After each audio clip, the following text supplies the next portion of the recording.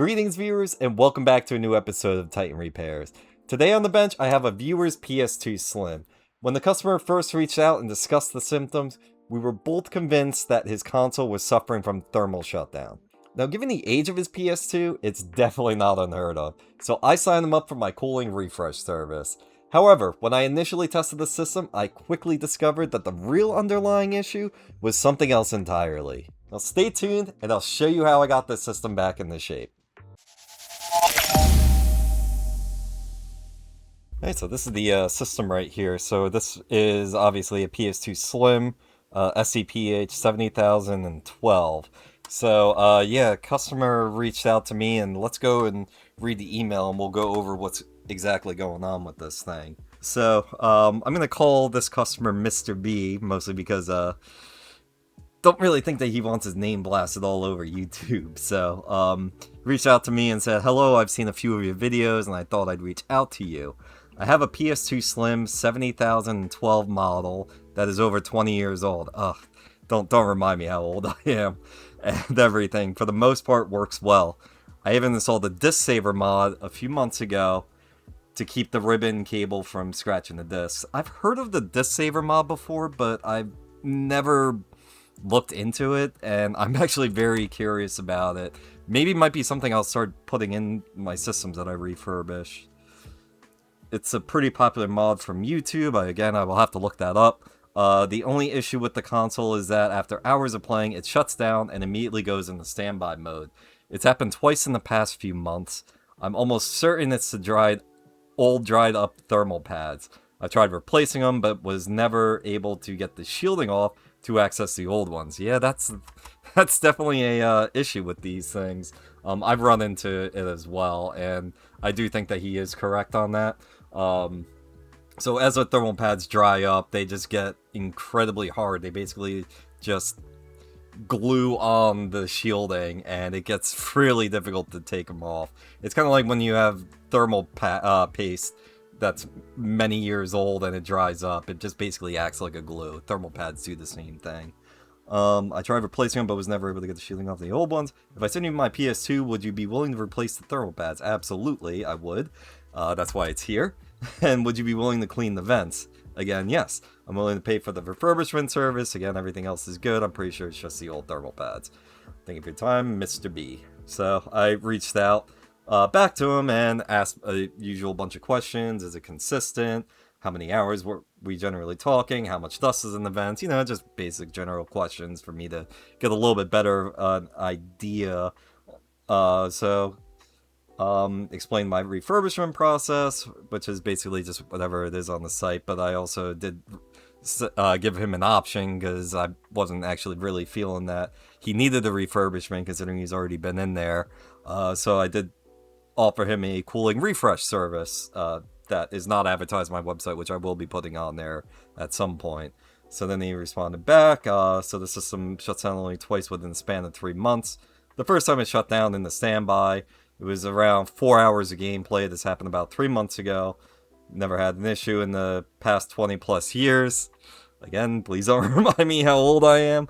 And then play it for the next few months without any issues, probably because my playtime would decrease to about 2 hours or so less game time. The second and last time it shut in the standby was last week, so this was actually a couple weeks ago, 3 weeks ago probably, at time of recording. I played it for about 2 hours and then turned off to do something else, turned it back on about 4 hours later, played an additional 2 hours, and then it shut down. After the first time, I was able to power it back on immediately, and it did seem a little warm. When it shuts down, the red light doesn't blink. It turns off completely and then goes back in the standby. Blah, blah, blah. So, yeah, it definitely seems like, to me, what's kind of going on is he's probably playing some intensive games, and after 4 hours, the heat just keeps building up, building up, building up, and then it trips the thermal protection circuit, probably because it's not effectively cooling, and I honestly don't know how much dust is going to be inside the vents here, but we will find out when we open it up. It actually really doesn't look bad at all, so I don't see anything caked on in here, whether he blew all that out or not. The only real concern I have in terms of dust is really the fan, because there's little blades on it, and those clog pretty easily. So he did go for the cooling refresh service because he did admit that he replaced the clock battery when he added the disk saver in, so he didn't need to pay for my full refurbishment service. So we agreed to that. He sent it out to me, and here it is. He also said that he wasn't sure because he's also heard that it could be the power supply. I do have the power supply here. I'll just test it with my multimeter, but if it was a power supply issue, these things usually just stop working. I've never really heard of them spiking power or anything like that or becoming unstable. So we'll just check, make sure it's got 8.5 volts. Okay, so we'll set this on voltage. It's already plugged in. I gotta remember, is this... Okay, so it's center positive, outside negative. So you can tell from the diagram here where things are pointing to. So we got the negative on the outside, which is, where the hell is it? Here. And then the positive inside here. It also says it right there as well, just in case you get a little lost. But yeah, I'm not expecting any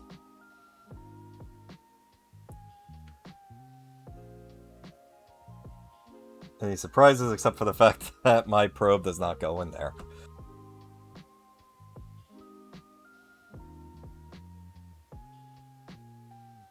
These things are a pain. Yeah, 8.73 volts. Yeah, that's normal. I mean, it's not under load or anything, but yeah, like I said, I wasn't expecting any surprises there. So check this out. I was just about to do a functionality test just to make sure everything was working. I do that with everything. But watch the red light. I'm going to wiggle the power port here a little bit.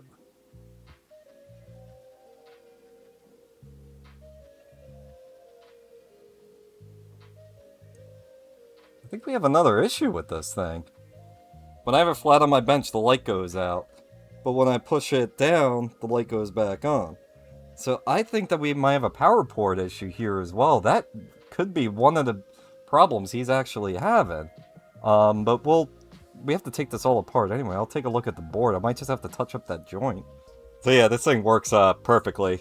Reads silver and blue discs very fast. I just want to make sure everything worked. But might have to take a look at his disc saver, because didn't I have a problem with Cabela Trophy Bucks, which is my usual DVD? Never mind.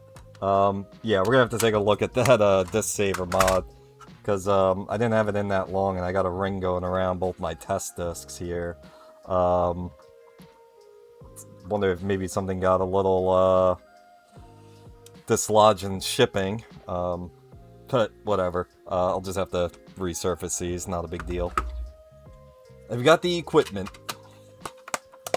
Okay. So we got the handy dandy egg carton here. Keep our screws and caps and everything in order. So I guess we just gotta start popping these things off. Okay, is there a screw into here? No. Faking you out there with the rubber foot. Yeah, it should just be these 6. On screwdriver, I just need you to hold through this project. Or at least until I can see if I have thermal pads. I actually do believe I need to order more for this project, so I usually like to verify size first. Okay, let's take a look at what's... Yep, something popped out. Oh, power button. We'll just set that aside for now. I want to see what's going on with this disc saver.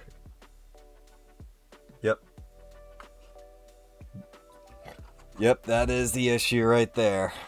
Not sure if you can see it, but it's kind of popping up there. We're gonna have to take a look at that, see if maybe there's... Oh, I see what happened. Looks like it did separate, or... I don't know, we gotta take a look at this thing. I'm honestly not exactly sure how these disc saver mods work. Alright, so next thing we gotta do is we do have to remove the disk drive here.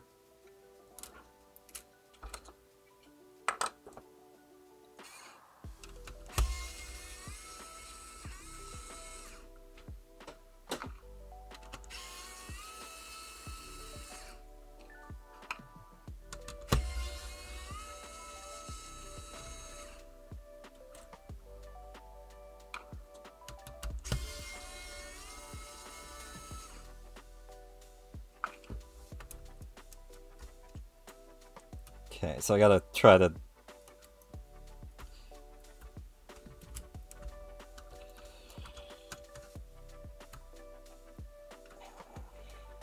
doesn't want to come out. There it goes. Jesus. Yeah, now that the saver mod's exactly where it should be. I'll have to ask him about it, whether he installed it and did any and played with it or what, because I feel like I saw online, I did do some basic research on this since I got this in. I think you have to glue it to the thing, or at least on earlier versions of it. I think we could put a little tape or something on there for him. Alright, we'll just set that aside. Okay, the ribbon cable's glue is actually held on there pretty tight, so we shouldn't have to worry about that for a while.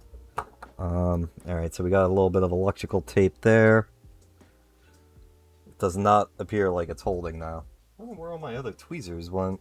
I'm missing 2. Yeah, so we'll replace that. I like to use masking tape, just keep it simple. At least I've never had a problem with it. Okay, so we'll take the fan out next. It looks pretty clean.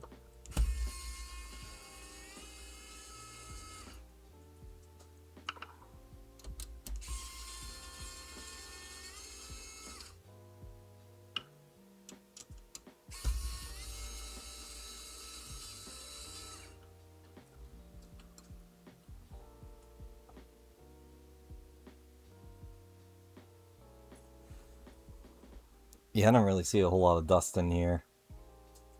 Not sure if he cleaned it out or not. I don't think he said he did, but yeah, we'll clean this out. There's a little bit in here, but nothing major. Yeah, so we'll just set this aside for now. Just want to continue stripping the board down. So got the modem here. I don't know if we have to remove that or not. We'll try not to first.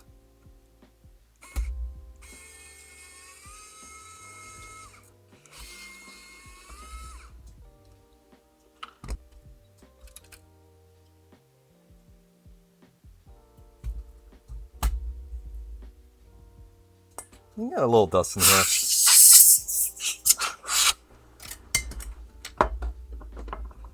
I mean, why not? I'm already in here.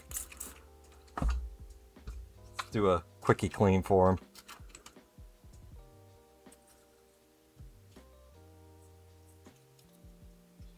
Okay, we have 1, 2, 3 screws here on the back. 4 screws on the back.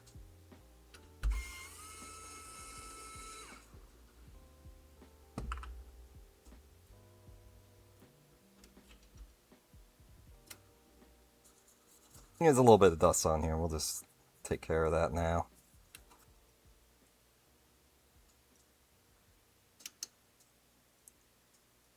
I'm just checking in there to see if seeing if these screws for the modem are going into anything. See on one, no. The other one I cannot see. So just to be safe, I'm just going to remove it.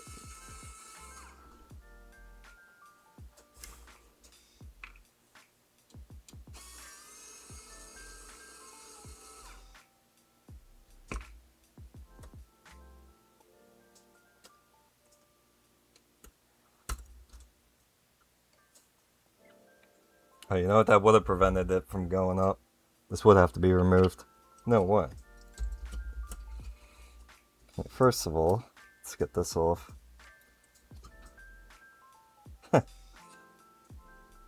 that just came right off. You know what? I almost bet you. I think I know why you couldn't get it off. What we were just hung up on. Might have been the modem. Yeah, there's the thermal pad right there. Yeah, that thing is dry. It's not really in good shape.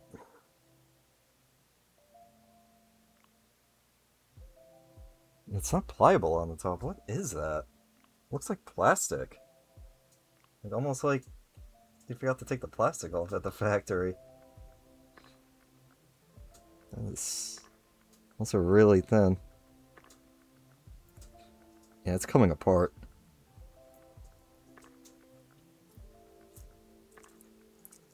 Yeah, it's disintegrating. There's plastic on the top of this thing.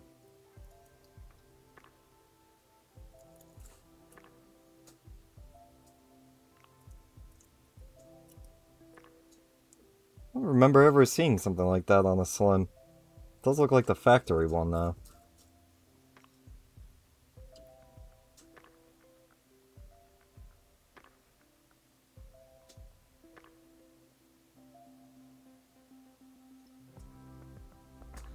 Okay, first things first, let's clean this off. Let's use a little 91, my Kimtech wipes.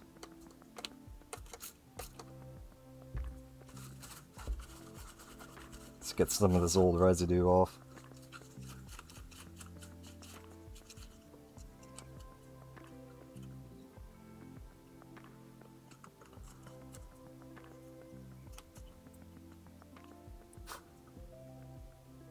And while we're here,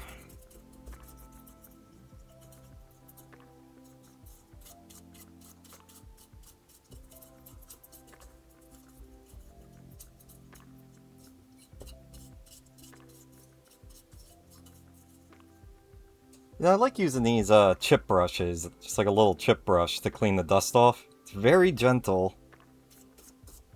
and it loosens dust up very, very well.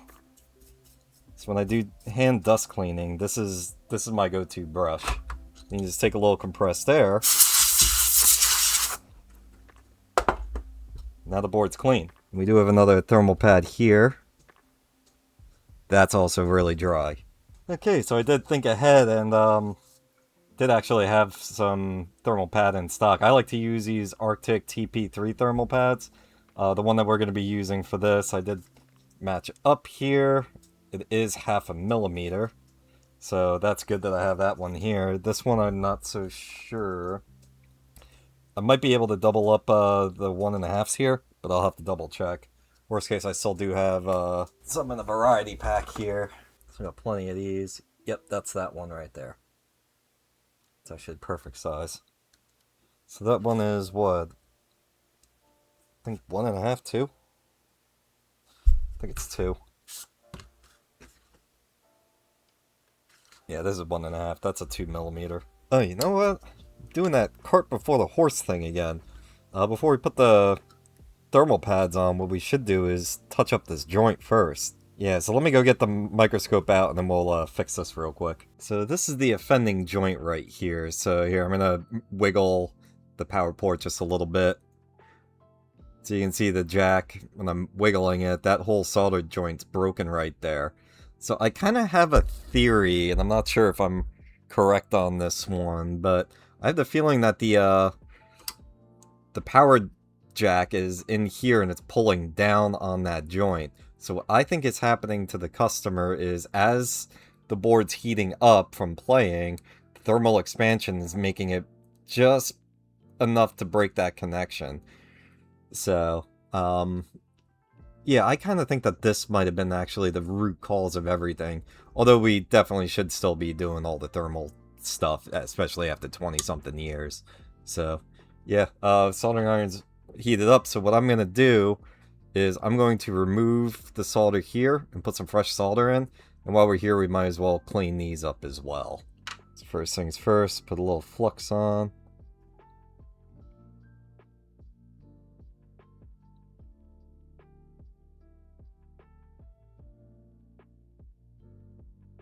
Another soldering iron tip seems a little small. This is from another project, and I forgot to switch it when I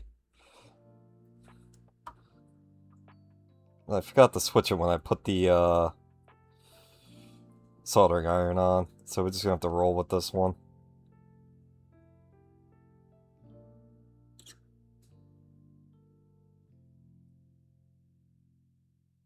It's not sucking up as good as if I it's not heating up as good as if I use a bigger one, but we're just touching up a joint, so it's fine.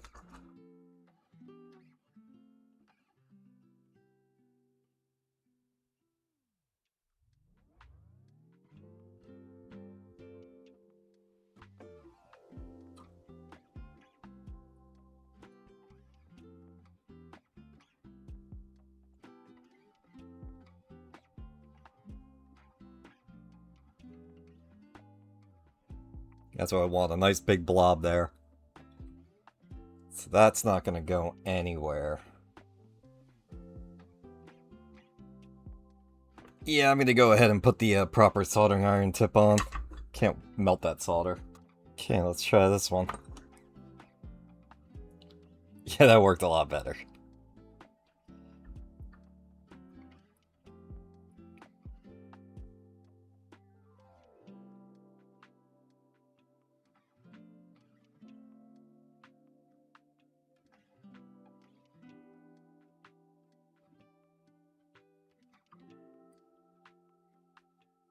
Might as well do the other one while we're at it.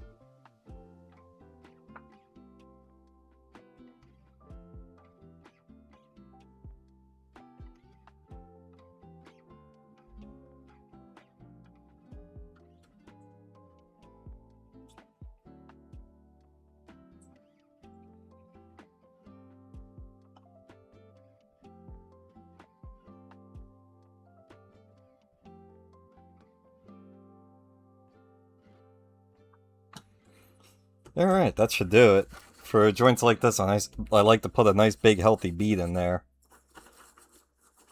Especially with fresh solder, that should help prevent it from cracking again. Or at least not crack for another, hopefully another 20 years. And touch this up one more time.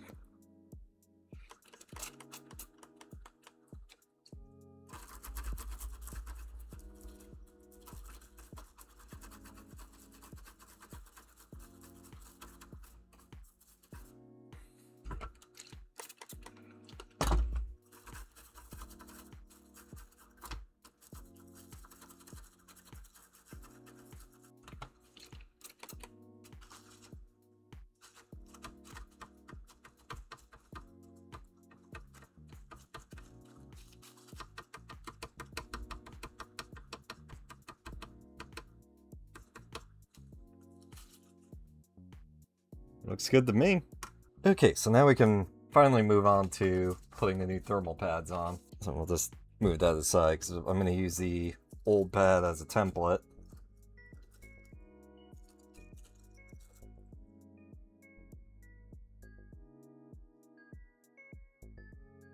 That'll be good enough.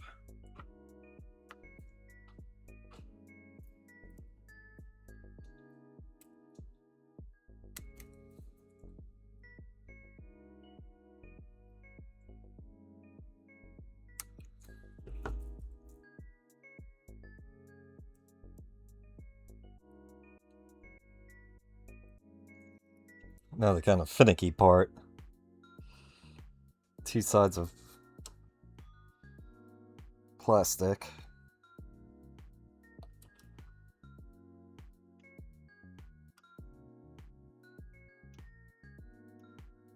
A few moments later.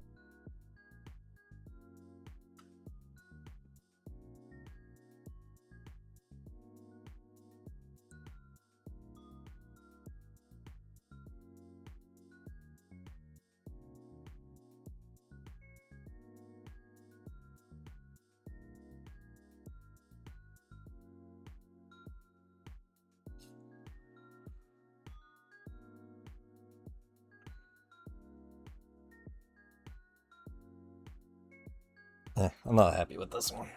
It's so thin it was starting to come apart there.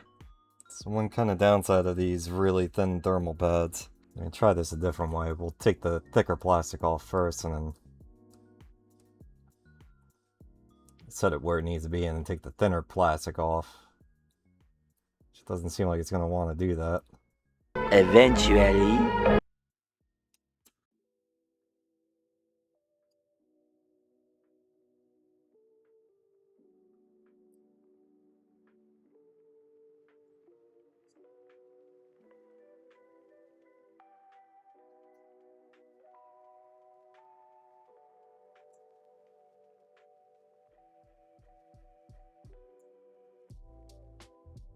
Ah, there we go. Okay, that's one thermal pad. Just want to clean off some of that little residue on the chip.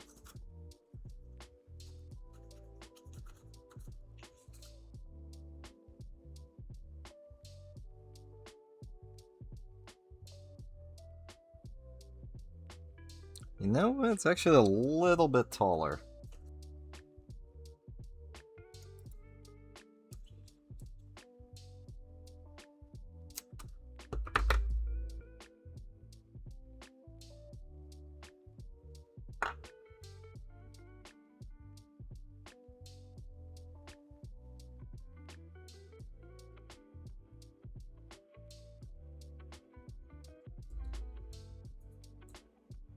Okay, now we're at the right height there.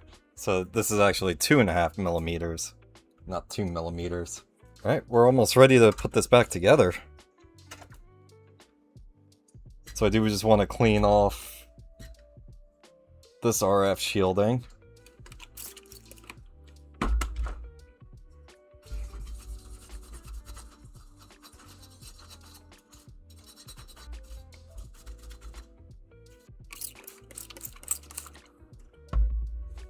Okay, just a quick wipe down here.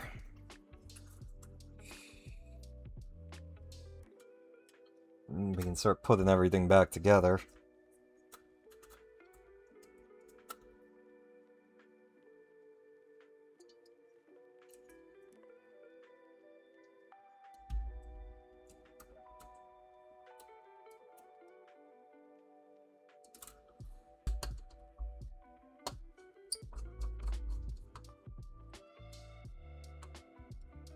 I believe here.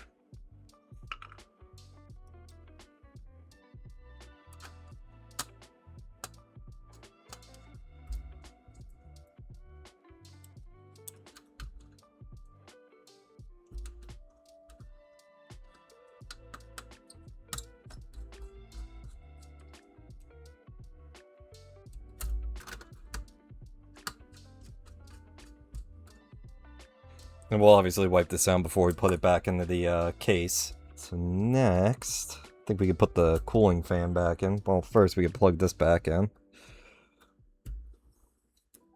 Like I said, I do believe he said that that was a brand new battery, so we don't have to worry about that. So we can plug this back in.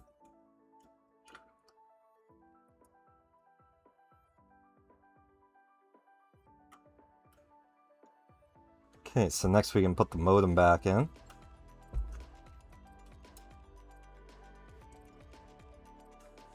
Two screws for this.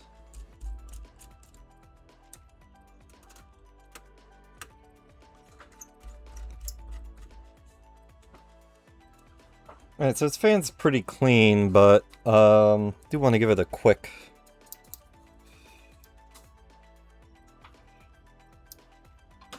Just try and get at least some of this out.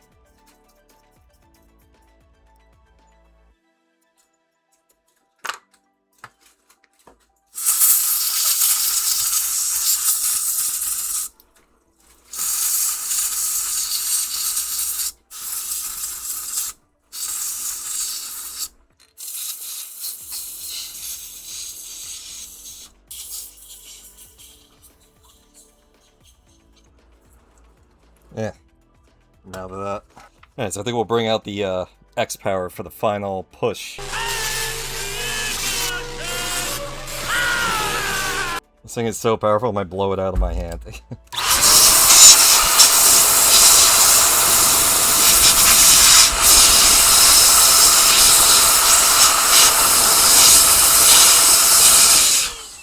Alright, now that I blew everything all over my bench, I'd say this is clean now.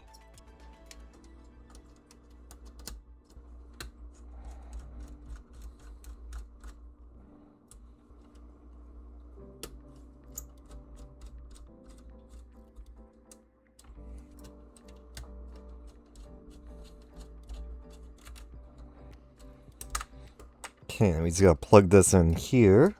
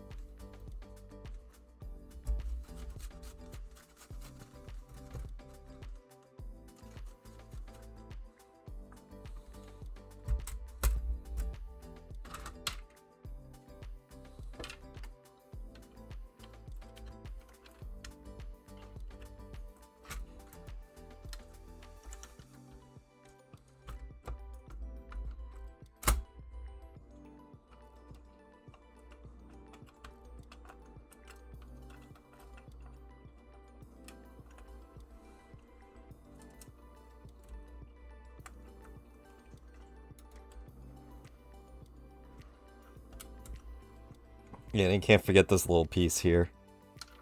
Just goes in like that. Okay, we have 2 more screws, one here and then one in there.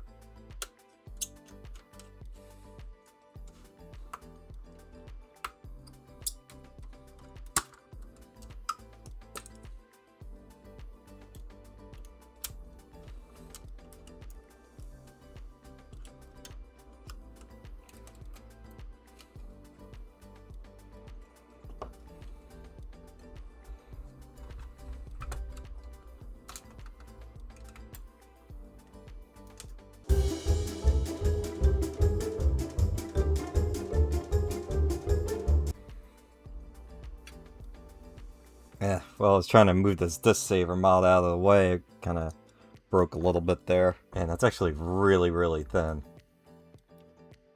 It's just that little piece right there. Let me see if I have anything I can glue this back together with. Okay, so unfortunately I do not have any super glue or anything, but I gotta go to the store tomorrow anyway. But yeah, it's just this little piece right here is holding that thing on. And if you remember, it was already up like this, so I wonder if it was already damaged. But we still do have to fix the whole it's sticking up thing. So what I might do is get it into position and tape it in. And then I'll just put like a dab of super glue tomorrow when I get it, right there, and that should hold the joint together. And then I obviously will let the customer know what happened here. And so we're going to use this double-sided tape. Let's get a little bit out, snip it.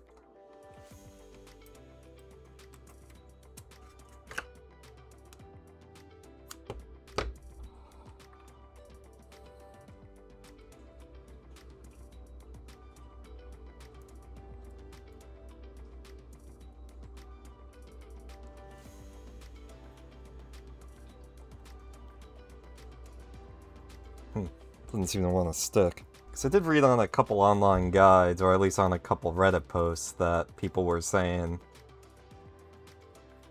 to like super glue it to the laser. That's not really something I want to do.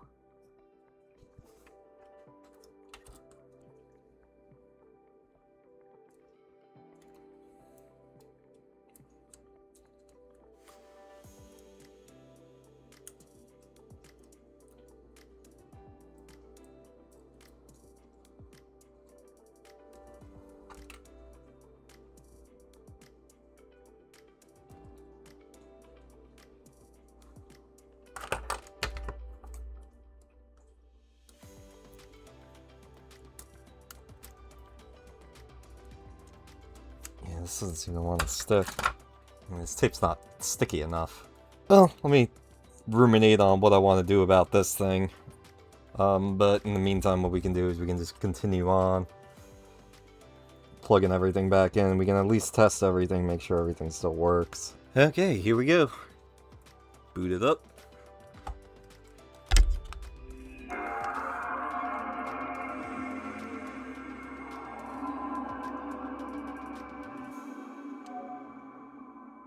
So we'll start off with a blue disc. We're gonna have to hold down both switches here. So it thinks the lid's closed.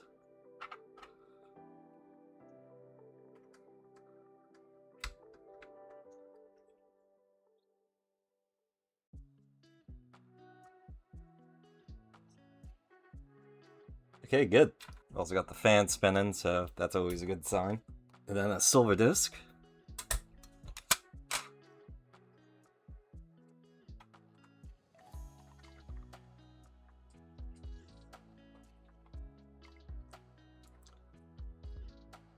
Alright, fantastic. We're pretty much exactly where we're supposed to be.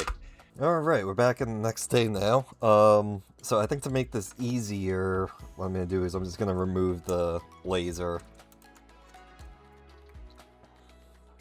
So that's a tiny screw there, I don't want to lose that.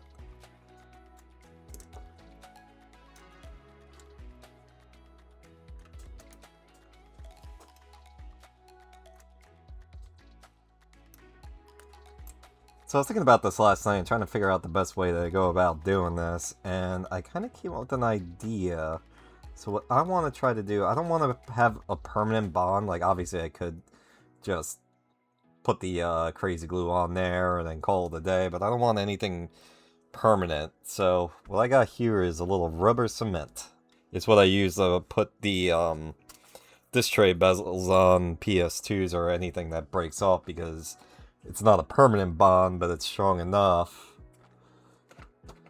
to keep things where they're supposed to be. So if, say, the customer ever wanted to get a new one of these or upgrade or whatever, we can pull it right off.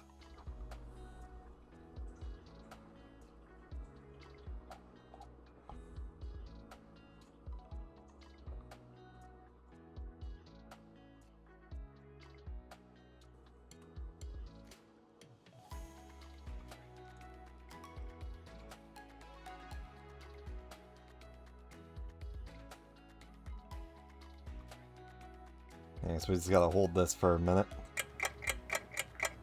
Alright, so I have this Goodwill receipt kind of holding upwards pressure on it, just kind of keeping it in place while the rubber cement cures a little better. I'm actually kind of thinking I probably should have put the crazy glue on first and then put the rubber cement on, but it is what it is. Got it figured out here.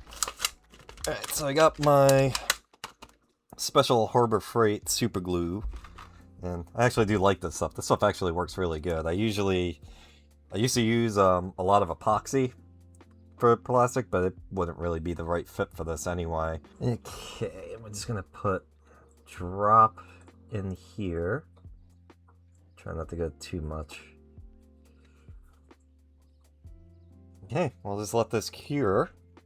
We'll probably let this sit overnight, just make sure everything gets a good cure, and then we'll check back tomorrow and see how this looks. Okay, let's take a look here.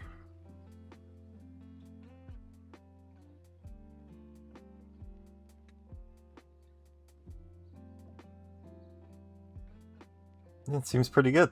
Yeah, let's put it back in the system.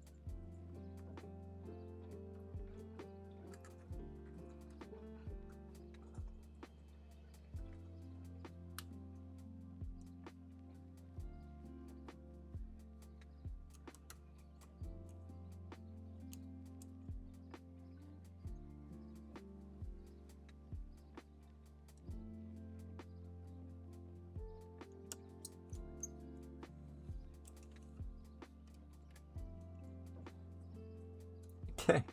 And you gotta put the power button back in. So it popped out earlier.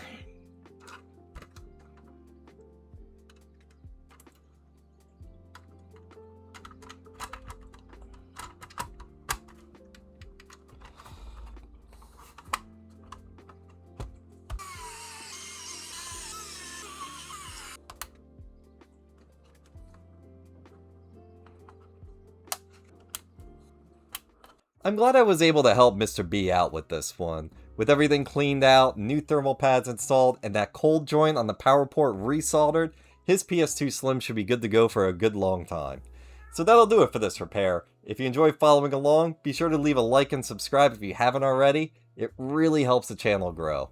You'll also find links to my socials, my website, as well as affiliate links to the tools and supplies I use for this repair in the description below and top pinned comment. Thank you so much for watching, and I'll see you in the next repair.